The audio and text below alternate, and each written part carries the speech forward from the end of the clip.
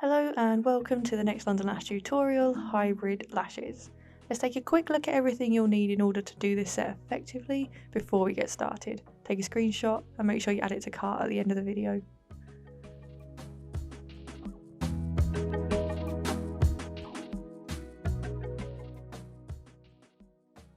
Start your pre-treatment routine with foaming lash cleanser and a lash cleanser brush to cleanse the skin around the eye area and the lashes from the root. Rinse with lukewarm water or saline solution and pat dry with a tissue. Next, you're going to use your protein remover pads to really clean up the skin and the lash line so that the eye patches stay in place exactly as they should.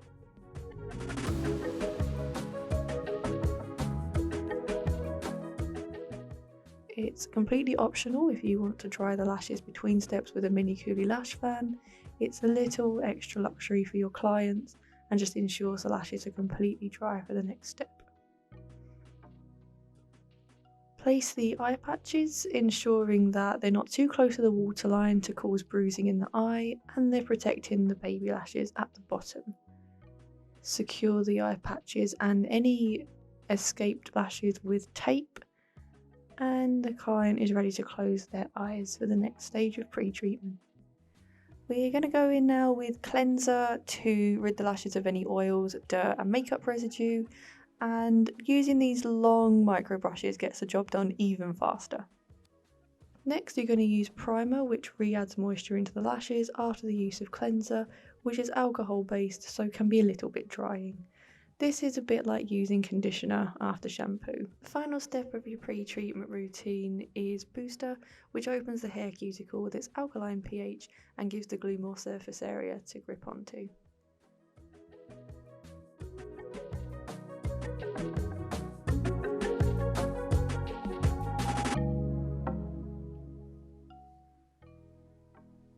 Next, you're going to draw your lash map straight onto the eye patches by marking out the last lash and the first lash, and then throughout the eye so that you ultimately end up with a look that suits your client.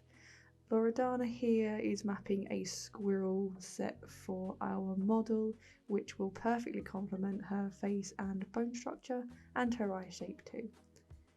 Loredana starts with the classic lashes so that she can mark out a sort of lash skeleton. She starts from the outer corners, which is quite important as it's quite common for our clients' eyes to water towards the end of the treatment. They always water from the outside of the eye, so lashing here first is really important because it helps us to avoid shock polymerization in the outer corners. Move down a few lashes at a time so that you're not squishing wet glue together, and work to your lash map so that once you're done with the classic lashes, you have a sort of lash skeleton to work to for when you apply your volume fans. When you attach the classic lashes, make sure they're about 1 to 2 millimeters away from the eyelid. You don't want to place them so far away that the set doesn't look fresh, but you don't want to put them so close to the skin that they end up being uncomfortable or even dangerous for the client. When you place an extension, take a second just to correct it if it starts to lean. This will make a huge difference to the overall appearance of your lash set at the end, as you'll have no gaps from leaning lashes. The set will be perfectly aligned and super fluffy. Working evenly across both eyes ensures symmetry, and it also helps to avoid stickies because it means there's a little bit of extra time before a new lash gets pushed up against a just applied lash. You'll see here that there are small pieces of tape on the model's eyelids. This is just to pull up the inner and outer corners a little bit, which makes them easier to access. The lashes there tend to sit a bit lower on the eye patches, so they can be super tricky to apply to and even hard to see. So just lifting this up a little bit with some tape can take a lot of the stress out of lashing those particular sections.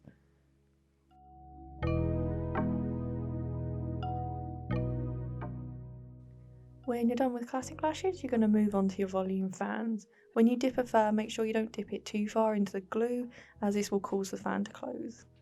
Again, start from the outer corners and work your way inwards, placing the fans a millimetre or two away from the lash line, and just moving throughout the set on any lash that hasn't been covered by a classic lash.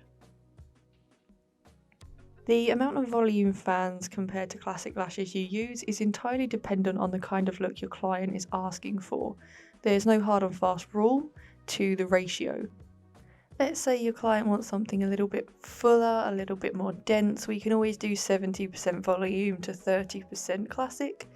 If they're looking for something a bit lighter, just to cover a few gaps with volume fans, we can flip that ratio, do 70% classics, 30% volume. Loredana here has opted for a 50-50 split, which will just give a lovely wispy but fluffy effect at the end. So you're just going to continue now until all of those lashes are covered.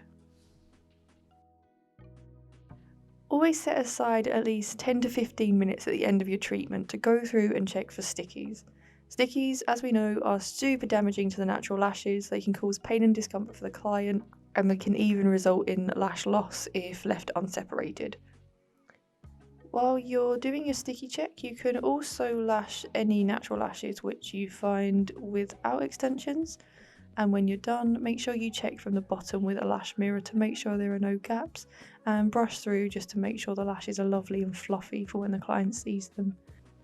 Brush again and reveal the amazing new set you just created to your client. Remember to take lots of photos for your social media so you can show off your work.